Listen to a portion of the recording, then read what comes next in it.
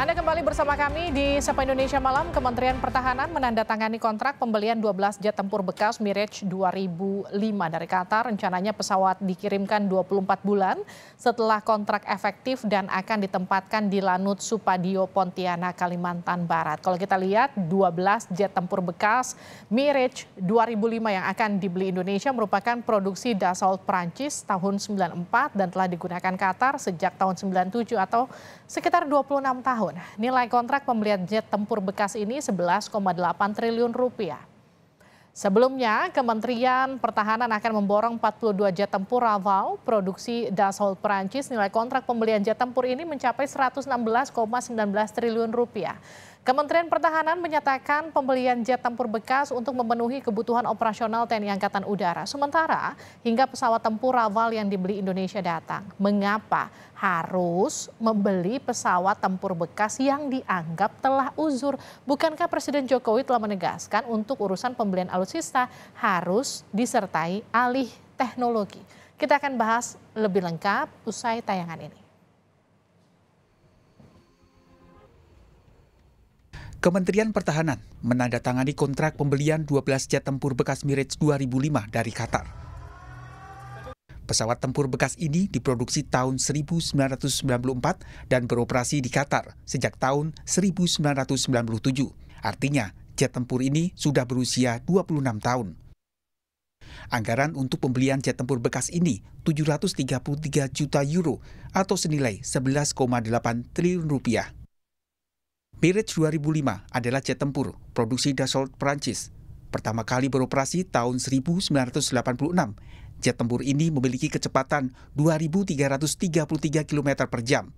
Jet tempur ini dilengkapi dengan berbagai persenjataan canggih. Menteri Pertahanan Prabowo Subianto menyebut, meskipun bekas, 12 jet tempur Mirage 2005 ini jam terbangnya masih sedikit, sehingga masih bisa dipakai 15 hingga 20 tahun. Walaupun memang dikatakan bekas, tapi Qatar negara yang sangat kecil, jadi flying hours-nya masih sedikit. Jadi masih kita bisa pakai mungkin minimal 15 tahun, 20 tahun lagi. Dan teknologinya sudah sangat canggih dan nanti mengarah kepada Rafale. Jadi inilah pilot-pilot kita nanti akan kita latih di Mirage. Begitu Rafale datang, dia akan transisi ke Rafale. Jadi Anggota Komisi 1 DPR RI, TB Hasanuddin, mempertanyakan pembelian jet tempur bekas yang usianya sudah tua. Dikutip dari kompas.id, TB Hasanuddin mengatakan, kondisinya apa yang mendesak sampai kita harus membeli pesawat bekas yang tua. Sementara anggota Komisi 1 DPR RI, Bobi Andito Risaldi mengingatkan, sesuai Undang-Undang Industri Pertahanan, pembelian alutsista harus disertai transfer teknologi, yaitu dengan cara membeli alutsista baru. Perlu ada pengganti dari F-5A Tiger dan A-4 Skyhawk yang sudah tidak bisa terbang lagi. Sehingga dari sisi anggaran itu sudah tentu sudah dipersiapkan. Kami di Komisi 1 tentu sesuai dengan keputusan MK tahun 2014 tidak membahas sampai satuan 3, yaitu sampai memilih merek ataupun jenis pesawatnya. Dan akan tetapi kita ingin memastikan bahwa sesuai dengan Undang-Undang Inhan ada beberapa persyaratan-persyaratan dalam membeli sebuah alutsista yang termasuk senjata diawaki ini, yaitu ada beberapa batasan seperti TOT yang memang mungkin mengarah ke pembelian alutsista baru. Pengamat militer Khairul Fahmi mengatakan pembelian alutsista bekas akan berdampak pada membengkaknya anggaran untuk pemeliharaan dan perawatan. Jadi walaupun pesawat-pesawat itu sudah cukup lanjut usianya, ya Kementerian Pertahanan kayaknya tetap ngotot merealisasikan ya dengan asumsi hanya akan digunakan sebagai transisi sebelum komitmen pembelian baru benar-benar terrealisasi. Ini yang menurut saya hanya memindah masalah gitu ya, selain soal efektivitas dan efisiensi, keterbatasan anggaran juga akan berdampak pada upaya pemeliharaan, perawatan, maupun kesiapan tempur, ya baik Mirage itu sendiri maupun pesawat-pesawat lainnya. Saat ini, TNI Angkatan Udara mengandalkan pesawat tempur Sukhoi Su-27SK dan Su-30MK. Selain itu, terdapat pesawat F-16 yang usianya di atas 30 tahun meskipun telah menjalani peremajaan. Tim Liputan, Kompas TV. Saudara, mengapa harus membeli pesawat tempur bekas yang telah uzur? Bukankah Presiden Jokowi menegaskan untuk urusan pembelian alutsista harus disertai ahli teknologi? Kita akan bahas bersama anggota Komisi 1 DPR, Bobi Andito Rizaldi. Pak Bobi, selamat malam. Selamat malam, Mbak Livi. Kita juga sapa pengamat militer Anton Ali Abbas. Pak Anton, selamat malam. Malam, Mbak Levi. Saya ke Pak Bobi dulu, Pak Anton ya. Pak Bobi, tanggapan Anda soal pembelian jet tempur bekas ini usianya 26 tahun? Ya, kalau secara kasat mata sebenarnya sangat-sangat disayangkan ya. Tetapi kami di Komisi 1 kan tetap berusaha objektif. Selama pembelian tersebut sesuai dengan Undang-Undang Inhan, bahwa alutsista itu ada beberapa batasannya yang mungkin lebih mengarah ke baru. Ya kalau mereka memang sudah ada justifikasinya yang tadi disampaikan di dalam preview sebelumnya bahwa ini masih bisa digunakan sampai 15 tahun lagi ya. Kami kan tidak memahami secara pasti secara tekniknya itu. Nah nanti yang akan memeriksanya tentu adalah audit negara yaitu BPK. Apakah pembelian ini sudah sesuai dengan undang-undang tersebut? Nah ini yang kami dalam fungsi pengawasan ya kita menunggu saja. Karena kalau dalam fungsi penganggaran uangnya memang sudah ada. Sudah ada ya? Kebutuhannya memang sudah ada. Dan memang secara strategi ini mungkin sangat strategis karena membeli pesawat terbang buatan Prancis yang mana barusan Prancis ini tegang dengan Australia. Kalau kita membeli dengan di Amerika kan pasti akan kalah canggih dibandingkan yang dimiliki oleh Malaysia, Singapura ataupun Australia. Tetapi memang faktor bekas ini apakah bekas bagus atau bekas jelek ya kami juga tidak ingin spekulatif lah sehingga nantinya kita akan menanyakan kiranya memang ini sudah benar karena itu tadi kita tidak bisa membahas satuan tiga, kita tidak pernah tahu apa yang mau dibeli karena sesuai MK kita nggak bisa. Kalau gitu saya tanyakan ke Pak Anton. Pak Anton, ini Anda sebagai pengamat militer, ini kalau saya menggunakan diksinya Pak Bobi ya, ini bekas bagus atau bekas jelek karena usianya udah sekitar 26 tahun. Kalau memang batas usia pemakaiannya bisa 15 sampai 20 tahun lagi, apakah masih optimal? Ya. Pertama Mbak Livi, bahwa sebenarnya kalau dicari justifikasi, punya justifikasi gitu ya. Jadi ketika kita bicara pengadaan baru, itu pasti pengadaan baru membutuhkan waktu untuk delivery.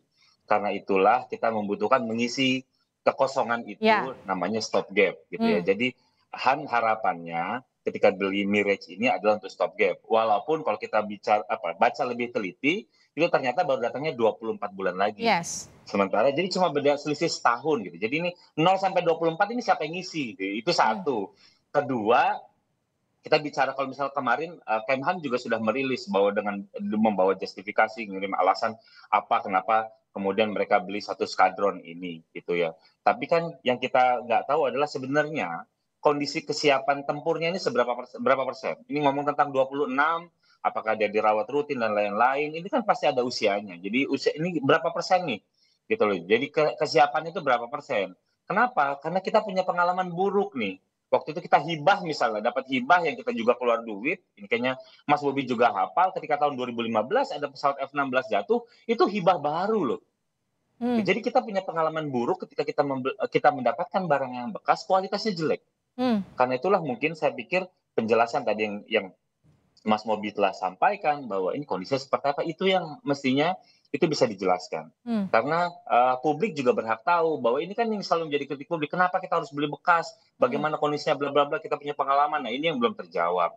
Itu satu. Kedua, memang cerita tentang undang-undang industri pertahanan itu juga selalu menjadi titik kunci ya. Karena ketika beli barang bekas jarang ini kita dapat TOT-nya. Namanya juga bekas pakai, masa Anda dapat TOT, pabrikannya beli dari mana gitu ya kan.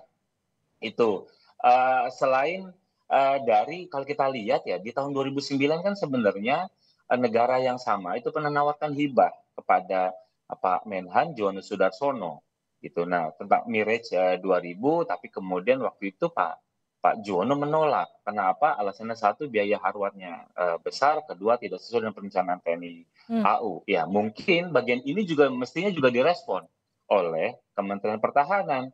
Bagaimana kita mengelola biaya harwat gitu, karena biaya harwat ini seringkali besar. Karena dari sisi politik anggaran misalnya itu kan model pengadaan baru ya, Mas Bobi ya. Bukan dengan bahwa hari ini rusak, besok langsung masuk bengkel. Enggak. Ini harus ada pengadaan baru dan lain-lain, itu mekanismenya gitu. Ini adalah fakta bahwa politik anggaran kita terkait perawatan, itu alutsista, ini membutuhkan proses gitu. Jadi ini juga yang banyak mengganggu kita bicara tentang kesiapan tempur dari armada yang kita miliki. Itu, Mbak Livi.